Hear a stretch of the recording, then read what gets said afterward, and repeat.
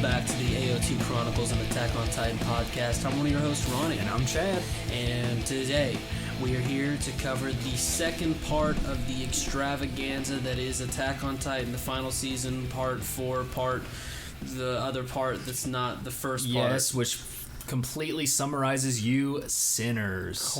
Yes, sinners. Chapter 2, sinners. We are well rested. We've recovered for a day, and I think we're ready to get into the rest of this episode. Yeah, I saw that you were losing it last episode. I was full of energy, full of abundance, and you were over there just snoozing away. So I'm glad that we got refueled, recharged. When I listened back on the episode as I was editing, I was like, you know what? I thought we did pretty good for 1:30 in the morning. We did. My voice did crack a little bit. I think it sounds better now, guys. Mm-hmm. I got some steak in me. I got some butter. I'm ready to roll. Well, butter and steak input into your body has nothing to do with how your voice sounds, but good. I'm glad you're energized at least. What did you think of the second part as a whole? Okay, so the first part was just devastating. Mm-hmm. I mean, Dr. Gigi is on a rampage. The second part is just how the hell are we going to deal with this? We're in the sky. Let's go. But what I did really love the second part was the path stuff. The path stuff. Okay, and let me ask you this as well. After we've watched all of it, what do you think about the way that it aired?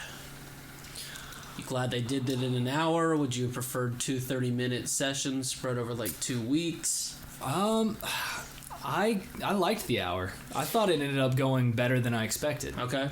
We got fooled bad because I don't know if we talked about this on our last podcast. We went into it thinking that it was going to be 3 episode chunks. Because one, I thought that because you told me that.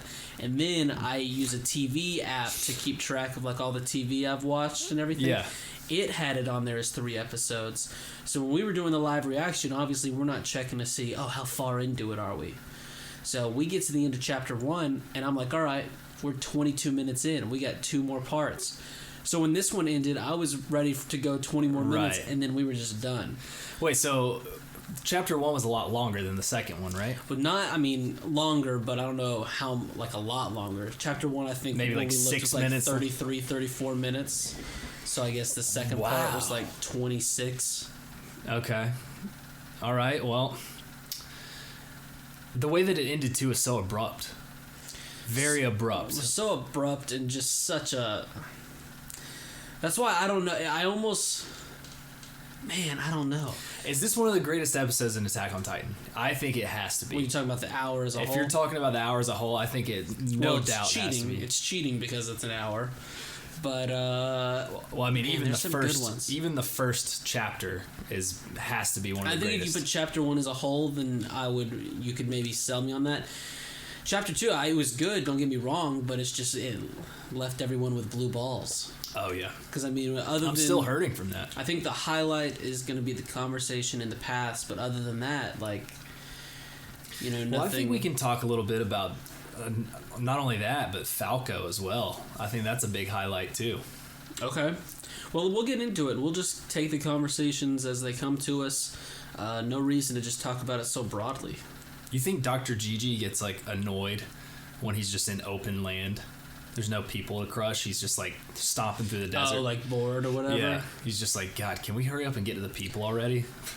Probably so, yeah. When they're not stepping on buildings, leaving a desert, they're already in a desert. They're well, this feels pointless. All right, here we go.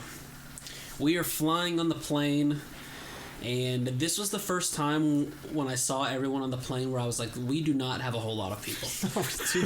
Not at all. Our numbers that are fighting against Dr. Gigi, we do not have a great squad. And I'll just put this out here. 2 of them are Jean and Connie. They're just normal humans. Right. Well, and I say great squad. It is the best squad. Yeah, it is. It's just not that great in numbers. Right. But think about it, though. Jean and Connie are literally just 2 humans. Mikasa, at least, is an Ackerman. And then you got a few Titans. And I'm also taking umbrage with you putting Connie on the same level as Jean. Yeah. That's a good point. Fair point.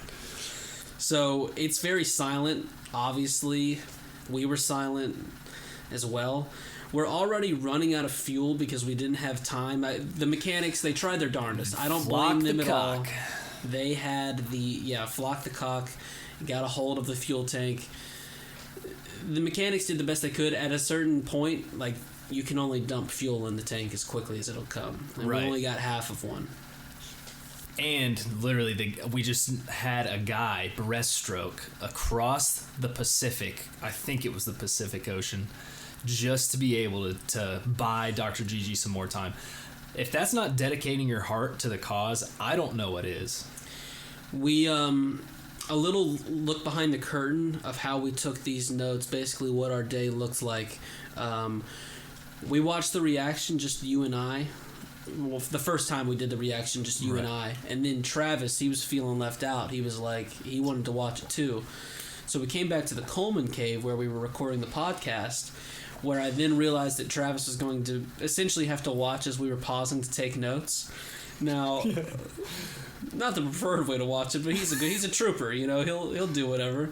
But because of that, and because it was already 11:30 p.m., and we had an hour to watch and take notes on, we were trying to, you know, really put our skills to the test, type fast, pause, but still get all the information.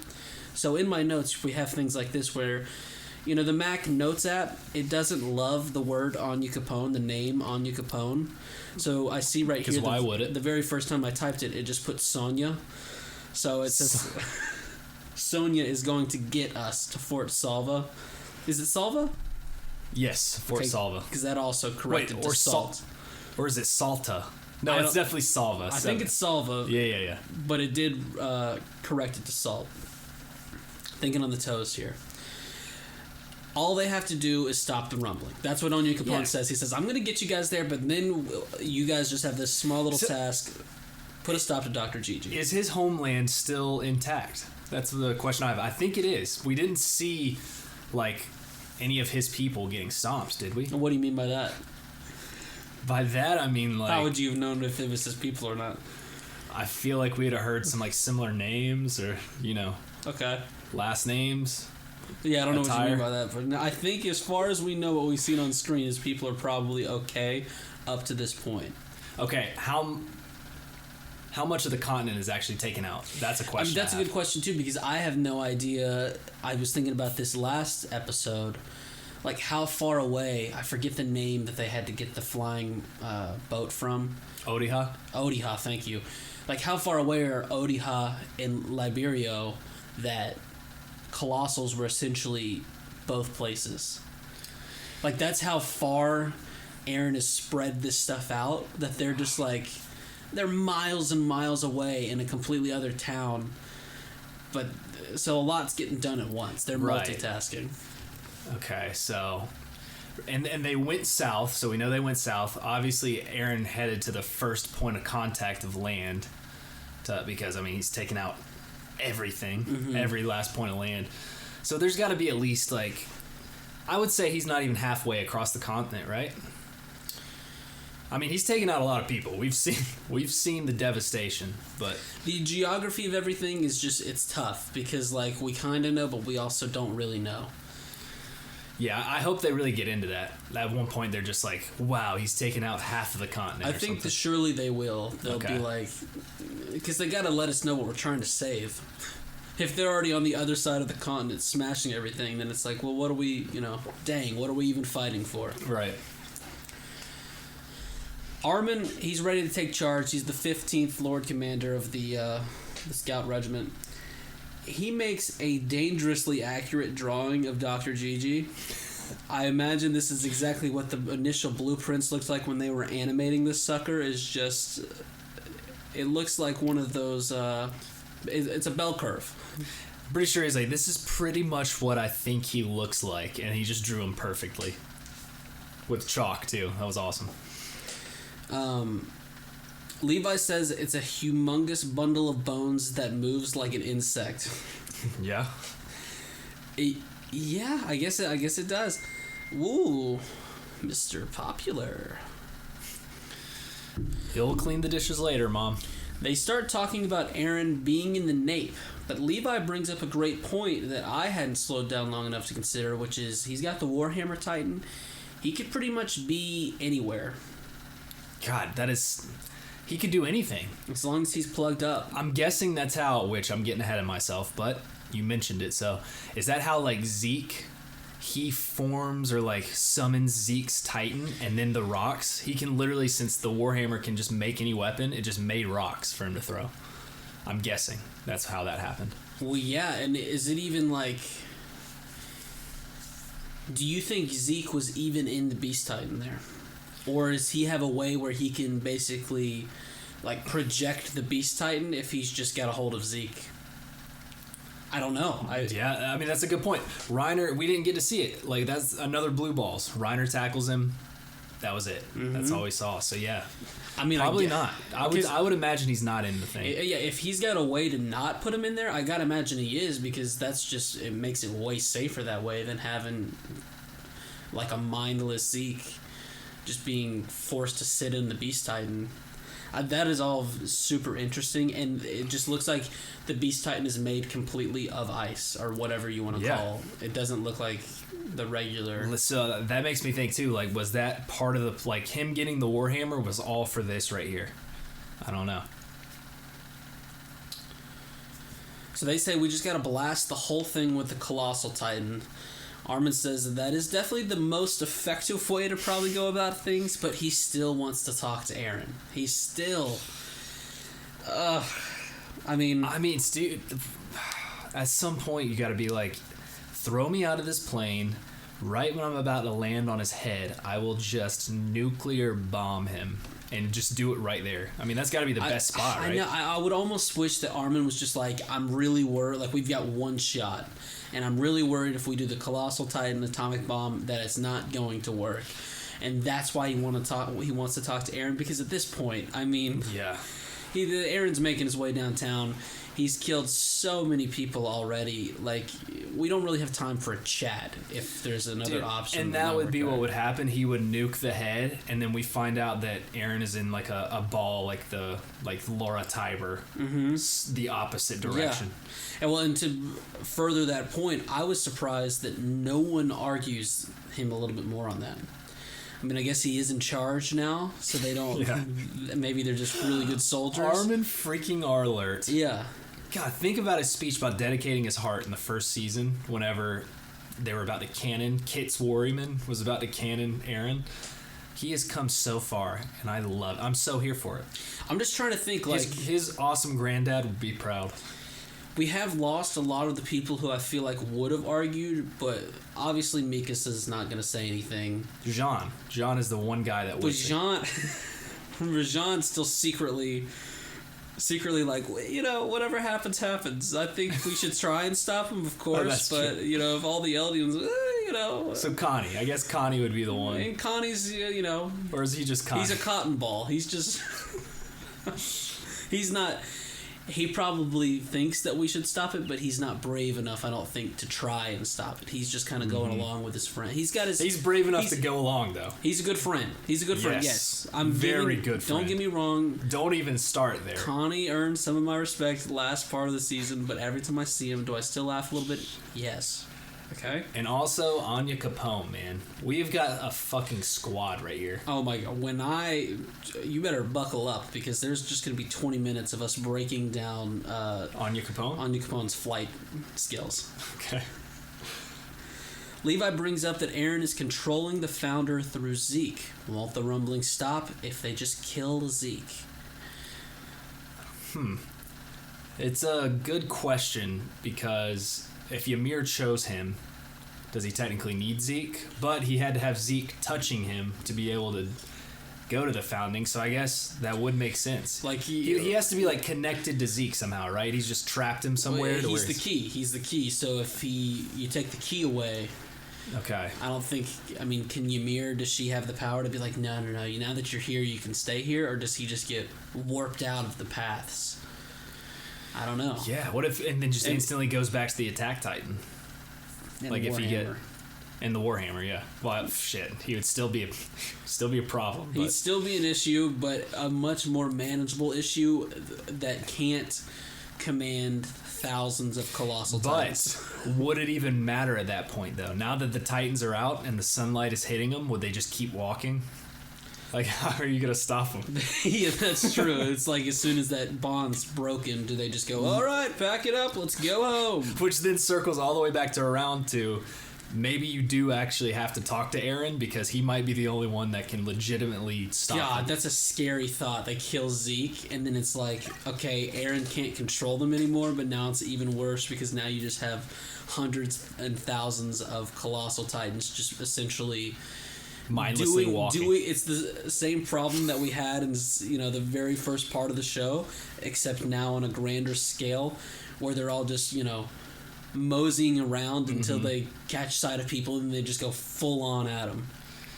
Dude, that's the scariest part about the rumbling, is they're literally just walking. Yeah, they're killing everything by walking. Right, they're just going in a direction. Yeah. They're so big that maybe it doesn't, they don't have the hunger for humans like the other ones do, because they're not obviously grabbing them and eating them as a snack. They're just 1 foot, 2 foot, 3 foot, 4 foot. That's a Lil Wayne track, for those of you that don't know. 6 foot, 7 foot, 8 foot bunch. Lil Wayne. How about him? Has the Carter 27 dropped yet? I don't know. It's a good question.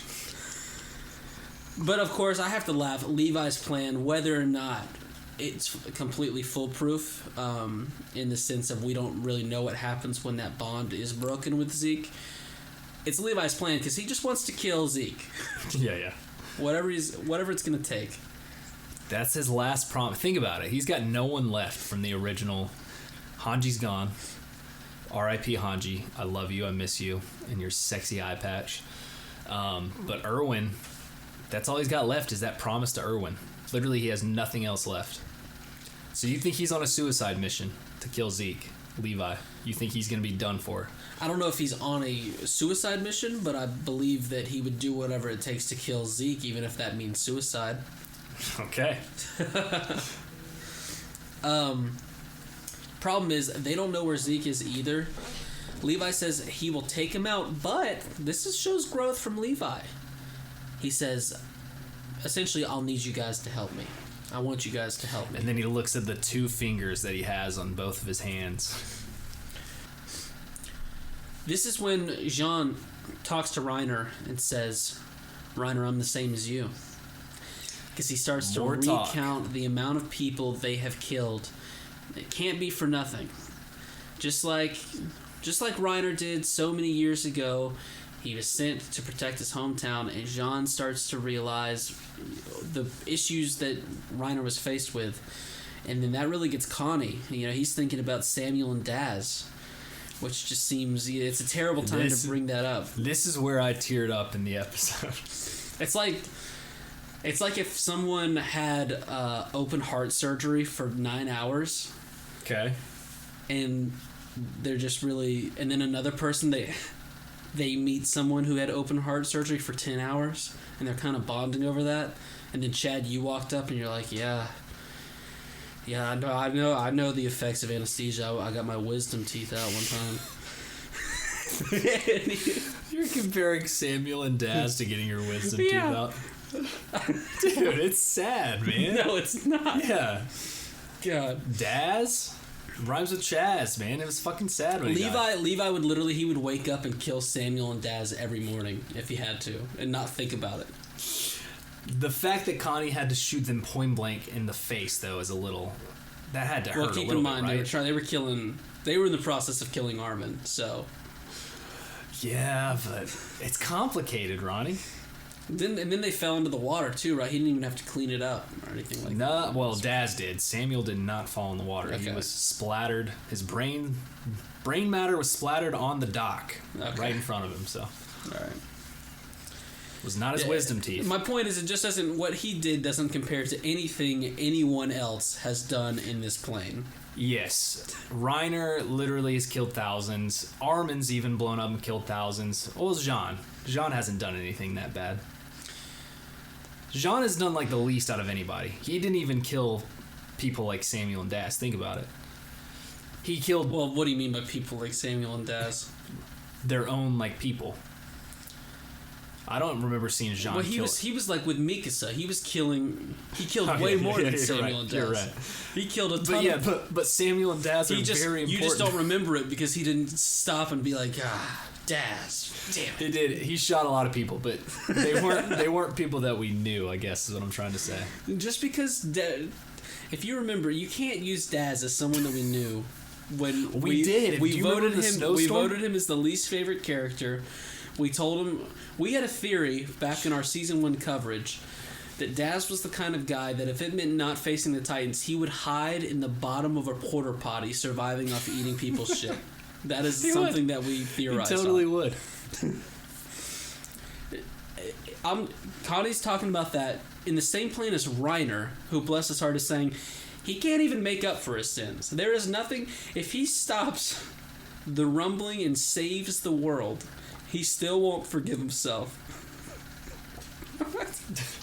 Let me think about it. It's terrible. It sounds terrible, but that's how self-loathing this guy really is. Well, that's the different shoes, too. Going back to Jean saying that I'm the same as you, and then he goes, oh, Aaron said the same thing to me in the basement, I guess, that they were at. What exactly does it mean? Besides just, we've killed a bunch of people, we're the same. Is there more to it than that? I think you can make the point of doing it but not wanting to do it. Not just killing the people, but the act of killing people because it feels like what you're supposed to do, and even if it's not what you want to do. What point were you trying to make? Because I was saying, like, I feel like it's just a much deeper connection between him and Aaron than it is even him and Jean. I feel like him and Aaron really, definitely are the same. Well, it's not a contest, but... You know what I mean, though? Like, they both did the same thing, except Aaron's doing it. Aaron was like, you know what? You killed thousands of people. You attacked this place. He's like, I'll one-up you. Instead of doing that, I'm just going to fucking kill everybody. But he's still essentially going over and declaring war, doing the same thing. So you're saying, like, I'm shitting on Connie, you're shitting on Jean, and Reiner should have been like, bitch, yeah. Aaron, I'm more like Aaron. Aaron said he was like me. You're more like Connie, Jean. Yeah, he should have pulled up, like, his notes. Been like, okay, let me see your kill count here. And just compared that. I really like that moment from Jean, just because it's going to be the closest that we get to Jean apologizing for Reiner after the last part when he's beating him down. It just at like the campfire or whatever. Literally next episode, Jean has to kill a bunch of his people, and now he's starting to be like, all right, Reiner. All right, man. I see your dilemma. We're the same. And Reiner's thinking, no, I'm like Aaron.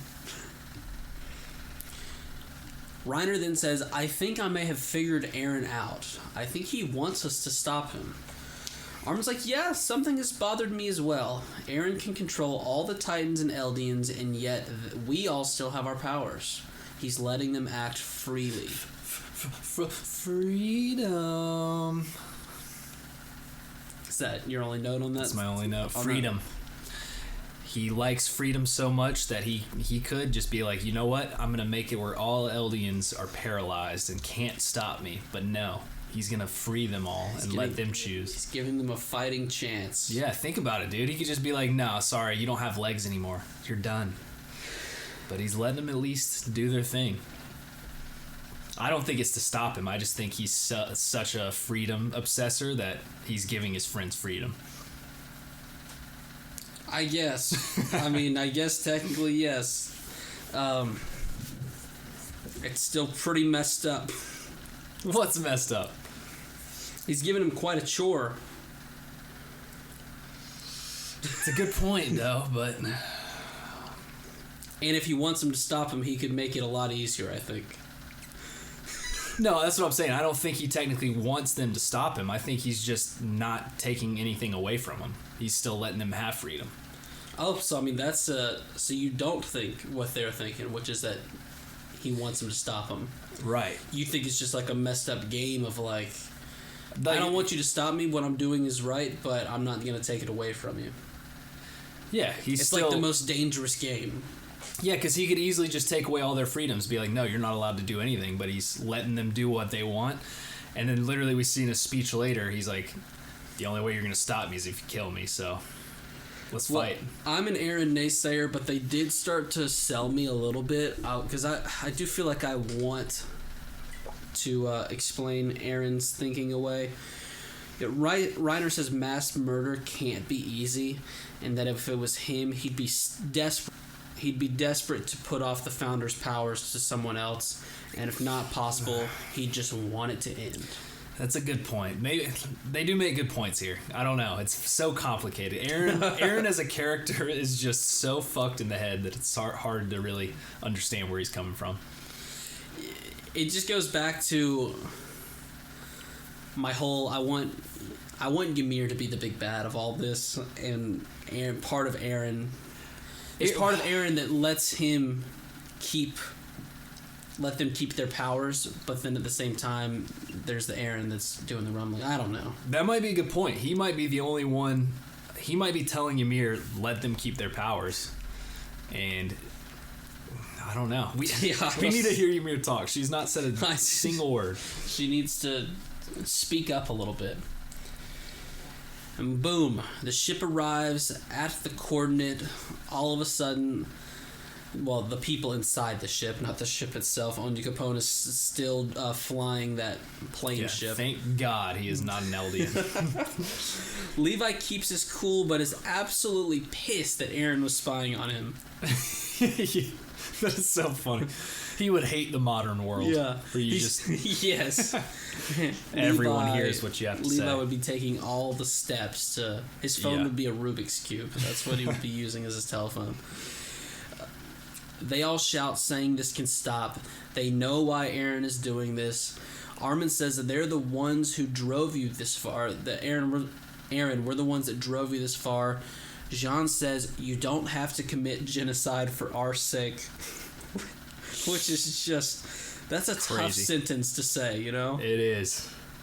Tough sentence in the sense of, like... What a gift. What a gift Aaron is trying to give him, and...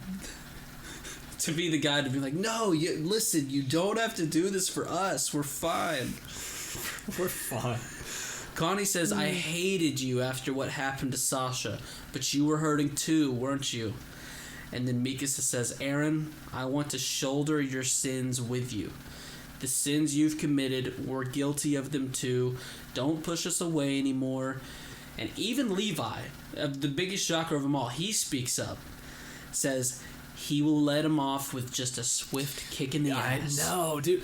This is so damn depressing. Mikasa's line right there makes me think, like, Aaron is better than what we betray him to be. I know he's doing a terrible act, but like she said, it's like he's trying to take all of the sins himself. He's going to be the worst person for them. Well...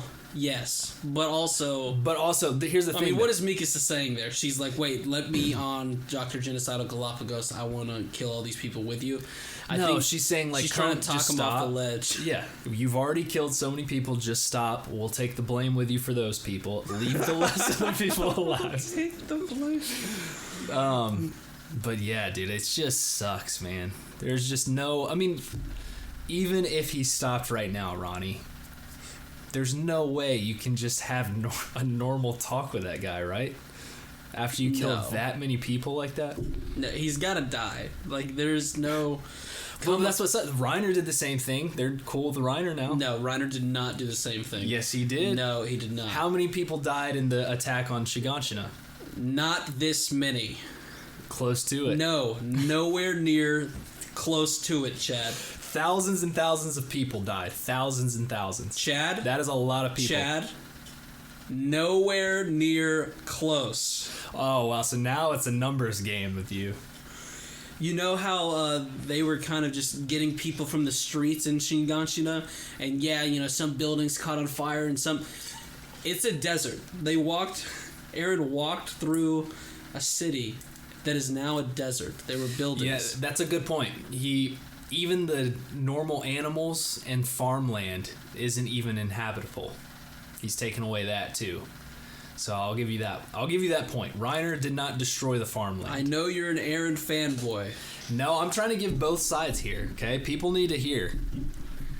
Because you, for some reason, are just totally against Aaron. Don't sit across from this table and say that they did the same thing. They were both pretty bad.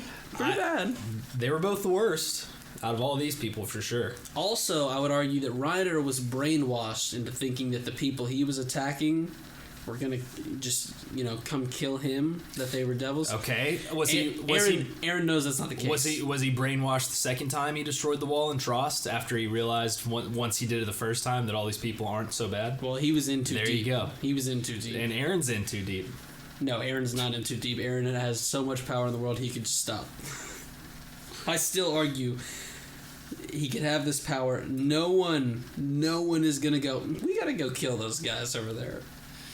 Let's build some ships and get over there. That's a good point, because if half the world's gone, you still have another half that have a huge ass military, and he just magically stops and just disappears. They're probably they're not thinking, oh, thank God we'll never get attacked again. They're thinking, when is he going to come back and destroy us all? We've got to go attack first. No, they're going to think. That's what I think. There's no way. If they saw this, they're going, we should go over there.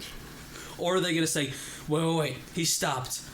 We just have to hope that he never comes back over. We got to be on everyone, on your best behavior, be on it. They would instantly be like, we need to make nukes. We need to find a way to create bombs. Very easy. They go, all right, guys, we need to make nukes. We don't know how to do that. Let's go ahead and figure that out, and then we're going over. I would put all the resources into it.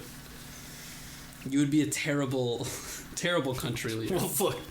It seems like a lot of these people were, because look at what Marley did, and look at where it got him. So, gonna go knock on right up to the doorstep and be like, "We're back." All right. So then, over the path PA system, I was really hoping for Aaron to give some sort of nice talk to these guys. Instead, he gives a quote of the day. PA system, he's just, oh my God, now you're giving him the quote of the week. He's just a real dick. Says, the rumbling will not stop, nor will I leave Paradis Island's future to chance. I will keep moving forward. So bad for our brand. I wish he didn't say that. And then Levi points to a child Aaron silhouette. And they just start running after. They start sprinting. What is your quote of the week? It's coming up. You haven't hit it yet. Okay. Then don't get ahead of yourself. Well, I mean, the whole thing could be, but quote of the day is coming up. When Mikasa sees little Aaron in silhouette, she starts running so hard I thought she was going to have a heart attack and just collapse. Because Jean even says, wait a minute, that's a kid. And she's like, no, it's Aaron. Let me ask you this. What would happen? What would Aaron do if everyone in the paths right now, they just all killed themselves? Oh my God, there's mainly, Armin and Mikasa. He would continue on with his plan, and then he would kill himself once he's done. You think he'd keep going? Dude, what if that's the way it ends? He ends up winning and then just offs himself at the end. I mean, it's possible. How would it be? Yeah, dude, he would 100% keep going. Yes, that would make him even more mad. What do you think? Well, I mean, the whole thing was you have to protect Mikasa and Armin, and if you don't do that because they kill themselves, then that kind of ruins the whole plan. I feel like I just thought of that. Dang, I don't know. His story would still be alive. He'd be like, I guess I got one person to save. Yeah, maybe so. So, I mean, this is just painful because they have all come to terms. Like, this is a real friendship. They are being the most real friends they could be when they were shouting out in the paths to Aaron. And it's just...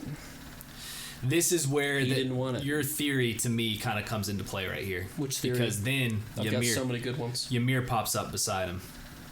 And both of their eyes are blacked out, like when she was a little kid or whatever, in her flashback, kind of showing, I guess, that she was a slave, and now it just makes it seem like they're both still slaves.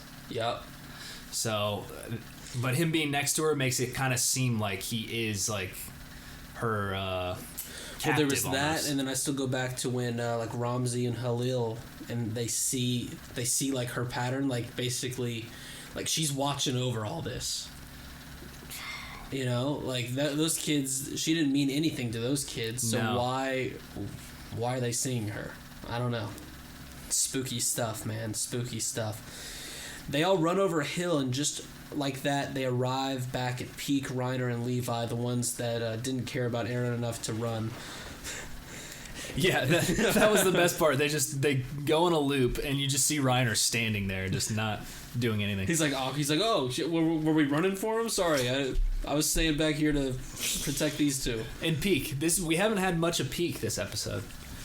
I mean, the whole thing, we really haven't. The whole thing, but she at least said a few things, I feel like, last time to Asin Machitos, but like this one, she's just standing there. She really does not give a shit what Aaron's saying. She's just here because of McGath. Yeah.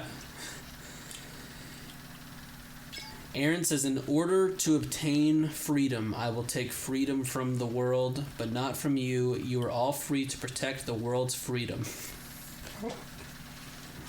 It's kind of a mouthful, Aaron. Yep. Is that it? He just likes saying the freedom word. What was your freaking quote of the week? It keeps going, right? And I am free to keep moving forward.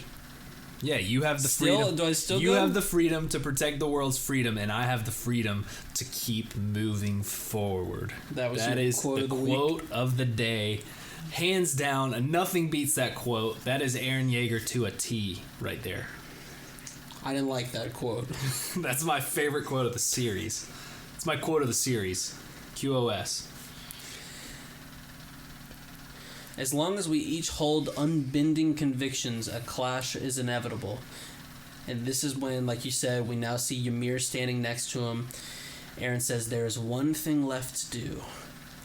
Tatakai. God, it goes so hard, dude. So hard. Armin is confused as to why Aaron would bring them here in the first place. He's kind of like, wow, real dick move, dude. Aaron says to discuss the fact that there's no need to have a discussion. I mean, being such an asshole. Such an asshole. And his eyes are just pitless black holes of scariness. He says, if you wish to stop me, make me draw my last breath. You have freedom. And then, boom, back on the plane, Anya Capone. Scared the shit out of him. He was like, what's going on back there? Yeah. Yeah, and that's when we realize if Anya Capone was an Eldian, the story would be over. Your Reiner, he takes a victory lap, says, guess I was right. Yeah. Levi says, well, talking is not going to work. What's next, Commander? Yeah, he says that with some shade, too. You thought he's being a little sassy? Yeah, he was. Back on the boat that's not flying in the air, Azumabito is sure that Mikasa will stop the rumbling. She's really proud of her heritage. Like she's got everything that we need to make it stop, which is 2 swords and a couple thunder spears. I think she had 2 thunder spears. Yeah, she had a couple. You're right. My bad. Wasn't taking those into an account. She's sure that Hizuru is already collapsing, and I mean, Annie shouldn't even be here, but she is. Azumabito thinks... Where should she be? She should be with the others. She should. There you go. Azumabito thinks back to how she brought Zeke and Aaron together, and she's kind of pulling a Connie here, I gotta be honest. She's like, basically, I'm the one who committed this mass genocide, as if Aaron and Zeke weren't ever gonna cross paths again. Everyone wants to take the blame. I know. But that's what I don't like about, here she is, she's on a boat. I feel like she's trying to give herself too much credit. Way too much credit. This isn't... She's, like, taking the blame, but she knows that she's not in any immediate danger more so than anyone else in the world. So she's just trying to be put in some history books, if there's history books, around after all this. Annie asked if she would do it differently, but time won't turn back. They're not worried about talking about that. And she says a pretty poetical quote. She says, "Why must we experience loss to learn how to respect and value others without putting ourselves first?" Much more of a... more poetic. Much more of a classy quote of the week, if I do say so myself. Wow, that's your quote of the day? I don't have quote of the days. That's lame. That's your quote of the day? I do quote of the weeks, and I'm just saying I'm not making that my quote of the week, but it's much less genocidal than Aaron's was. Dude, you stop throwing that word around. It's not all about genocide. It's about friendship. Falco and Gabby walk out. Falco had this right here is the most intriguing part of the episode. That's what I was trying to... Yes, the Falco part. For sure. Falco had a dream from Zeke, and then he says, no, it wasn't a dream. It was memories that we had. Gabby says, if I recall the female... Did we know this? I think so, yeah. We did? Yeah. How did we know this? Because isn't that what she's been doing? Well, first, she used the Warhammer's ability to form that crystal. Mm-hmm. And then she called the Titans that one time. Yeah. So we've seen, I guess, examples of it, but I don't know if it's come right out and said it. I guess I just wasn't putting it all together. Yeah. Because everyone's always been like... Everyone talks about the powers. I don't think anyone's ever been like, well, the female Titan can, draw from all of them. No, it's always just like, well, she's got boobs. She's got boobs. I don't think anyone's ever said she's got boobs. That's always what the power is. Like, yeah, they did talk about her ass. She's a good fighter. She's a good fighter. Yeah. She's real tight. Anyway, Gabby says, if I recall, the female Titan can manifest the abilities of other Titans by taking part of those Titans. Annie says, yes. Since the female is particularly suited to manifesting, she had to swallow all sorts of stuff. Ooh, that is gross. That is pretty How gross. much fluid do you think she had to just guzzle down? And I guess that's how she must have swallowed some of the Warhammer. That's how she was able to eventually form that crystal. Right. That, and then... What would the calling be? What would have been the ones that she didn't have access to? Like, obviously, the Attack Titan. And the Founding. And the Founding Titan. So, I guess the Beast, the screaming and, like, kind of attracting him came from the Beast. Yep. Does she have anything from the Cart Titan? Oh, endurance. She had crazy endurance. Okay, all right. That could definitely be from that. I like that. Let's think of another one. Armor? Jaw. Armor Titan? Nothing from the armor. She could harden all over pretty much, too. Right. So I don't think she needed that, but... Well, in the jaw, yeah, no. She did open her mouth really freaking wide that one time. That one time Aaron. she did. Or to not swallow him, but to put him in her. So it's interesting. I'm wondering if they didn't take full advantage of what she could do. Or if she just didn't know how to do all of them. I mean, she could be the jack of all trades, really. That's why I'm wondering if I don't think we truly knew. Dude, that kind of makes sense, though, too. Why the female type would be like that. Because that was... And why it has to be a female. Obviously, Ymir was a female in the first Titan. So maybe that's why the female Titan can do all that. Why? Because it's a female. Is this like the most pro-woman you've ever been? Is that what you're doing? That pro-woman? What do you mean? No, I'm saying like females can do a lot of things. That women are amazing and are just... Women can do a lot. They're jack of all traits. The future is female. And Ymir was a female. Annie's a female, and that's how she was able to do it all. That's beautiful, Chad. Yeah, I mean, now that I know this, I got to go back to the drawing board. My Titan rankings might change up a little bit. Well, yeah, but you couldn't beat a female. Well, yeah, you probably could. I just don't know why. Have we ever tried? I don't think we've ever tried. Dude, now that I think about it, too, she should have swallowed some of Bert's stuff. And it should have a better name than the female Titan if they can do all of this stuff. She should have... Not only should she have swallowed some of Bert's stuff, because he had a crush on her, which she definitely should have taken advantage of that, but because he was the Colossal, what if she could have, like... What she could have taken some steam and stuff. She's saying that she has swallowed all sorts of things. I would argue she should have swallowed more. Mm-hmm. Should have swallowed more. There you have it, folks. Ronny says all females should be swallowers. Good luck getting that clip because didn't say that. So good thing I'm editing this one. Falco and Gabby, they get excited. There might be something that they can do. But then Annie realizes what they said. And for the first moment, Annie gets out of this slump that she had. She's like, wait, I can't help. I think that's what it was. I think she was just like, I'm useless. There's no, what can we do? And so she was just having she was having some sad energy, but now she's got a glimmer of hope. How does she have hope, though? Falco and Gabby have got some sort of, and then it sinks in what they're saying, and she's like, she gets excited. Okay. Now I don't know if she's getting ready to swallow some of Falco. That's the question I was asking, man. It was, that'd suck. What would he do? Just like draw? She'd have to get his fluid. She would have to get some spine fluid. Some spine fluid. Dude, what did I say last episode? They got everything they need right here on this ship. They've got needles and vials. They can do plenty of spine. Yeah. Just get Miss Asmobito to put some needle in his back. But how does that... Because now, okay, how about this? Once you do that, Falco already has some of the Beast Titan.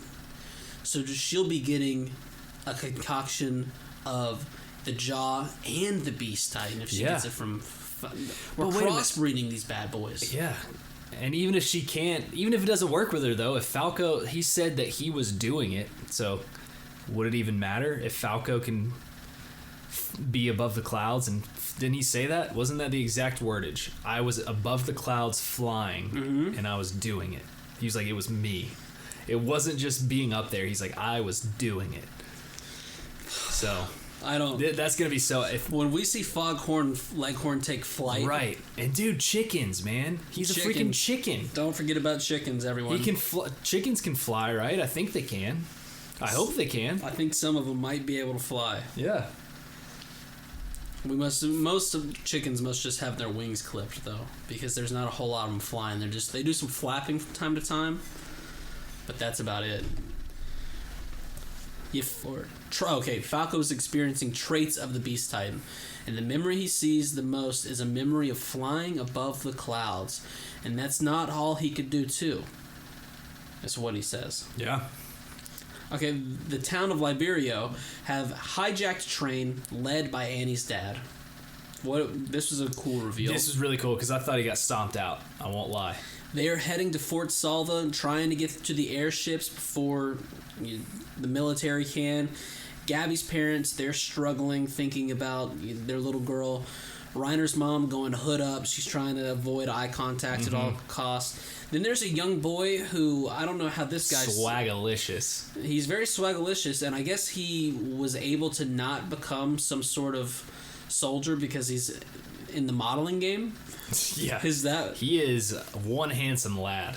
I think that's what it is. I think if you're too pretty, they just won't put you in there. He's like the star of the LDN magazine, so they're like, all right, he doesn't have to. And then Mr. Finger. We got Mr. Finger there. Mr. Finger, yeah. The medicine worked.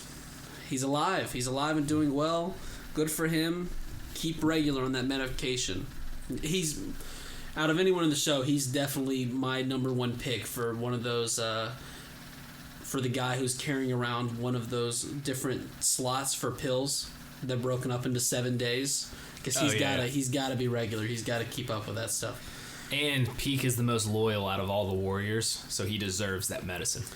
They see airships up in the sky, but something even more concerning than their getaway rides is happening because the rumbling is in the distance. The rumbling is crumbling. It has gotten here. They all calmly walk off the train. No more airships, but said airships are heading towards the Titans for a bombing run. Hallelujah, we're saved. Now everyone be honest. Saving the day. Everyone be honest, we all thought this was going to work. Yeah, 6 airships. We all thought it was going to work, especially when Keith Sadie's grayed out father was leading the charge. I cannot believe, I could have told you that Keith had some Marleyan blood in him. He's a half-blooded prince. Yeah. He's the half-blooded prince, Keith Sadie's. Tell me that guy wasn't his father just all whited out. This guy, also, how I know that he's related to Keith, he keeps it pretty real. He's talking over in the intercom system. I like his intercom system way more than I like Aaron's. It's much more respectful. Yeah. He's realizing that this was their fault as a people. They created the islands of devils. They inspired hate. He says if they somehow get through this, he will never make the same mistake again. Which is interesting, because I believe my cohort over there was saying that if they were to get through this, they would be creating nukes to go attack the island again. That's what Chad Shart would be doing if he was in this position. This guy saying, if for whatever reason they decide to spare us, we will leave them alone. That was our bad. This is all our fault. He's trying to, like Mikas and them, they were trying to take the blame for Aaron. We just got to talk to this guy. He's taking the blame for everything. Something Keith would do. Reiner's mom is having flashbacks of her boy. And they seem pleasant, but the guilt is eating at her. She treated her boy as a tool of revenge. I mean, what a wretched woman. All it takes is, a little genocide to really just realize your mistakes. Yep. You told me to stop talking about genocide, by the way. I don't know why you get to do it. No, I'm just saying, people's true colors come out when genocide's occurring. But Reiner's mom, that's kind of to me, this is the L of the episode. I would not have minded her being left behind and stomped on. Mm-hmm. She's I think we still have hope for her to die. Oh, you think it's still possible? Yeah, I think that she could still die. These airships, they're not going to stop. I don't know if the airships are going to stop them, and rumbling. I'm also getting ahead of myself a little bit. I don't know if the Armor Titan and the Cart Titan are going to put a halt to Dr. Genocidal Galapagos. She says she never did a single motherly thing for him, and then they prepare for the bombing, which I guess is just rolling out oil cans, bomb cans. Yeah, TNT, I don't know. I don't know what these barrels do, but they're bomb barrels. And then Dr. Gigi, who I thought was just a mindless, moving object, looks up. A Titan transformation sparks up. And they're doing what they meant to do. Or the barrels are doing what they meant to do, which is explode. It's a very fiery mess, I believe. Dude, this looks sick right here. It does look sick, but it does nothing. It takes out a couple colossals. Yeah. I thought it was funny when they showed the barrels literally bouncing off the spine of Dr. Gigi. I feel like it's all... Half of the barrels are just going straight to the ground and just exploding like toenails. Yeah, I could see that. Do you think he's just hardening up? Or his skeleton is just so hard anyways that it's just impossible to get through? That's possible too, yeah. It causes some serious smoke. The problem is, smoke, I'm sure high temperatures, but they're already hot creatures. They put off steam like nobody's business. This is essentially like giving them a foot warmer. And they regenerate, so it's like if you don't take out their napes, it's not going to do anything. And I gotta how many of these barrels do you think hit a nape? Not that many, no. It's not very accurate. Hanji was more useful than this entire bombing run. Bless her. Hanji did prove, she's proved that you can go slice a few of them up, have them stumble on each other, and that'll buy you some time. Now, is that taking out 10 of them and having a few of them trip? Is that really gonna stop the entire thing? No, but you can't win that way. But you could pinpoint spots. You're right, and buy a little time because they weren't trying to grab her. All it is basically temperature control. Mm-hmm. You got to make sure you stay cool, so you have people rotating in and out. But yeah, I mean, their technology, their weapons technology, seems to have gotten way better. That they can take these things out. I don't want to simplify it. I think that she was really putting 110% in, but between the Thunder Spears and some placed slashes, I think that's you can make a dent. Yeah, you might eventually burn to a crisp, but you can do something. An iced out Beast Titan is hooked up to Dr. Gigi, and it appears for another perfect game-o. Yeah, perfect game-o. The Beast Titan's ERA is unbelievable. There's no one who has as many quality starts as him. Every time he hits the mound, he's doing some damage. Yes, he is. I don't like that Dr. Gigi looks like he has a beard. That really messed with me in our first watch. Well, I didn't think he had a beard. It That's looks the most like he's got a beard. thing ever. But it's red. Ronny, who has a red beard besides the first 4 times you see it, there's bombs exploding all around him, and you see him from a few yards away. Once you get up close, you're like, okay, it's just muscle tissue like the Colossal Titans have. But why? Why is it just on his chin? Build the skeleton all over the place. You know why? He's going for a look and it's not working. I think the look's working. I think it makes it scarier. It looks so stupid. I think it makes it look scarier. All the other Colossal Titans are looking at him and they're going, shave it. Do you think Aaron had any say whatsoever of what his founding Titan looked like? If he's like telling Ymir what to build? He damn better have if he's up there. I mean, how long did it take her to build that? But what if she already built it before he was even there? You know what I mean? I don't think it works that way. You don't think it works that way? No, I think she's got to have the tools to make it happen. I think she just got lazy, made everything skeletal, bone-like, and then she got to the chin. And Aaron had recently been saying how he wasn't sure if this was the right thing, and she's like, "All right, I don't like that thinking. You're not. You're getting a beard. You're getting a weird beard." Okay. The explosion's clear. It didn't do what we were hoping. It didn't do what we were hoping, but it made for a cool red misty event. They all begin to admit defeat. Annie's dad goes to Reiner's mom because, of course, if there's anyone we want to console right now, it's her. And he says he's sure that their children are safe on Paradis. Well, hate to break it to you, brother. Somehow, this magical little kid is the only one on this entire plateau that sees Anya Capone's plane flying through a fucking lightning storm. I don't know what's up with that. He's almost out of gas, but y'all better watch this, baby. He's been waiting the whole time for this. Yeah, he's been useful, but we weren't letting him get behind the sticks of what he was really meant to do. That's the aviation pilot. Mm-hmm. Aviation control. Everyone that looks at him, they're like, "Oh yeah, he's okay at this. He's okay at that."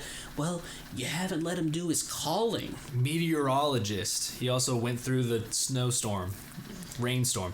The rainstorm ended quick. How about that too? He got through that bitch quick. You talking about the lightning storm? Yeah, and then we went down? Straight into a desert. You know what I mean? It was like I don't know if that was. I wonder if they're trying to tell a story that like the rumbling, it is changes the weather. Well, it's like an earthquake or whatever, where it causes weird changes of weather patterns. I like that because it obviously doesn't seem like it would be raining above them. They've got to be putting off so much heat that something about that just doesn't seem right. I don't know. I don't know what kind of science I'm putting behind that logic, but I made sense in my own mind. I'm glad Dr. Gigi's not that hot, or our people would be screwed. Yeah, their hands would be getting burnt and stuff. Anya Capone pulling some maneuvers, avoiding the Beast Titan, who looks like if you change your character's skin in Super Smash Bros. Because that's how he's iced out, you can change all the colors, and they all have that white one. Right. That's what he's done. And the attachments are so weird. I know, he's plugged up big time. The gang jumps out of the plane because, oh my god, Anya got him right on track, right where you want him to be. The soundtrack... Joseph Joestarred this bitch. That's probably right. The soundtrack starts up, more chills. The spines on Dr. Gigi's back make for great ODM settings. Thank you, Ymir, for this. yeah. She's looking down, she's going, damn it, I shouldn't have put the spikes. I got a little too fancy with the spikes. Reiner's transformation is one of the coolest ever. I don't know what it was, but... They had to make it cool, man. Reiner has purpose again. He's not a sad lad. And just the fact that it's Zeke, too, because we saw Zeke in Season 3 or whatever beat his ass when Reiner's like... Well, actually, it wasn't even Reiner. It was Bertolt. That was like, hey, can we go save Annie instead of doing this right here? And then for some reason he had to fight Bertolt Reiner because of that. But Reiner's transformation was so cool that I was like, well, given the setting, given the situation, probably any Titan that transforms would have been so badass. I was immediately proved wrong because then the car Titan transforms, and it's just kind of like, oh. You know what's cool about her transforming? Not as cool. She did not have ODM gear, so she's just jumping out. The one cool thing the Cart Titan did was I like how it transformed, land on the top of a spike, and kind of like slid down. Well, that's why she had to, because she didn't have ODM gear. It was a cool landing. Yeah. Because I didn't even think about this. There was another thing of like we didn't even see Peak jump out, I feel like, but she's obviously never dealt with that before, so they're all zipping around and she's having to just claw her way through the spikies. Only Capone, he's still on the plane, uses all of his force to pull up. Joseph Joestar, baby. And he flies off. He's going to land on the plateau. He's going to whip out. There's probably, there's going to be gas at that plateau for sure. We're going to get him back up in the sky. That's what you we think need so? Him. Yeah. Oh yeah, he did land on the plateau. There's gotta be. That's a whole gas. Airship space, right? If there's not gas up there, what are we doing? Right, and they're probably, you know what, dude, the craziest part, they've never seen a plane like that, a flying boat. Now, what I'm a little bit concerned with is that he did make some nice moves. The plane might be compromised a bit, because I do think that the Beast Titan got some shots in it.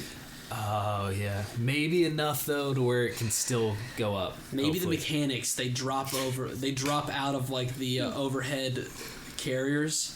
And they're like, all right, let's get to work, boys. Yeah, we just see on the plateau. Ralph Macchio, Carl, let's get... Yeah, we just see Carl waving his arms. He's waiting at the thing. Oh, God. Now, the people, they see the Titans and are given hope. They are willing to grab onto anything. A bombing run, they're like, we're saved. The Armored and Cart Titan, they're like, oh, God, we're saved. Armored says, to end this all off, he goes, Aaron... I have another question for you. Let me try this again because it's a cool scene and I didn't know how you said it. Yeah, don't butcher this, please. Sorry. It was really cool when it happened. I don't want you to ruin it. I thought that he was saying this first part to Aaron, but I think it was in his inner dialogue, or he was saying it just, Aaron couldn't hear him. He says, Armin says he's got another question once they pull Aaron out of there. In what way are you free? End of episode. End of chapter. End of the final season, part 3, core 1. Chapter 2. Chapter 1 and 2. Yep. Episode. It's just this whole hour, though. So damn good. For me, it's up there. I need to go through a list one day, especially when the ending is finally here, and almost rank my episodes. I said a few episodes ago, there's no way that anything will beat or even come close to Memories of the Future for me. This one did. Right off the bat. Let me ask you this. What kind of guy are you? Are you the kind of guy who looks at a body of work, or are you the kind of, I always talked about it with me and my friend, we'd read books, and he could read novels or books? Well, novels, you're right. Sorry. He would read a 25-page chapter, and if 1.5 pages had some really cool stuff in there, he'd be like, oh, wow, great chapter. No. I'm the kind of guy where if I read 25... If you just put a page and a half, okay, that was cool, but I'm reading it as a whole, it's 3 out of 5 stars. 2 out of 5 stars. Yeah. I would agree with your sentiment there. So my thing here is, while I thought the episode as a whole, very good, great episode, the first half would be up there for me, for sure. Top 3, top 5, easy. The second half, while I thought it was still good, I would put other episodes in front of it that I thought were solid from front to back. Not that the second part was bad. So you're saying if you're counting it as just a chapter 1 being an episode, chapter 2 being an episode, chapter 1 is way up there for you. Chapter 1 would be top 5, chapter 2 maybe top 15, 20. Top 10, top 20 maybe. I would even maybe put it lower. The thing is that the same way. Yeah, the whole path stuff that was awesome. The path stuff was awesome. There was nothing wrong with it. It was just a bridge, though. It's just bridging us to the next core. Which I guess they had to do that since they're like, hey, wait 7 months until the next part. Right. I just wanted to make sure that we were all on the same page for that, because it's kind of cheating that it was an hour long. I mean, it is kind of cheating. The first chapter, my God, dude, the first 10 minutes just hit you right in the dick as hard as it can. And then where does the second half hit you? Second half hits you kind of more in the upper shoulders. The caboose or the shoulder range, like if you get shot in the shoulder in a particular spot, it's really like So you are non-lethal. You're equating the death of Hanji to being a shoulder wound. See, that's chapter 1, brother. I know. You said the first 10 minutes, and I said, what about the second? I was saying the second half of chapter 1. Oh, I thought you meant the second chapter. I see where the confusion is. Now that you are cleared up, the testicles. Okay, thank you. That's what I was looking for. Yeah. In credits, Sam comes back with a performance of "Under the Tree." Yep. What'd you think, Chad, our resident music expert? I am definitely what is another word for music? Record. This is a great record. It's a great record. It's a great track. So there we go. That's what I was looking for. Awesome track. I've listened to it on Spotify since it's come out a few times. It's already out on Spotify? It is out on Spotify. Good, because remember how much of a Rumbling took forever. It took forever. I'm a big fan, man. I think it's a great track. First time listening. The lyrics really hit. Under the Tree, I guess it's just talking about the very first episode. Because, in the very first 5 minutes of the, It all started under the tree. It's very sweet. It all started under the tree. It says, "Hold me under the tree." I mean, that got to me, dude. I was like, I need somebody to hold me under a tree. That's beautiful, really. It's beautiful stuff, man. Sim, banger after banger. So we've recently put out the Chapter 1 reaction on YouTube. Go over there, subscribe to the channel, check it out. We may or may not cry. And the second chapter, that will be coming soon as well. You can join our Patreon. I think we're going to try and get up the full timer-based reaction, so you won't actually see any of the show itself. You can kind of get your laptop or device of choice and just queue it up with us, and it's like we're watching the thing in Kindle. your room. It's like we're all friends. Grab your Kindle, folks. We're hanging out.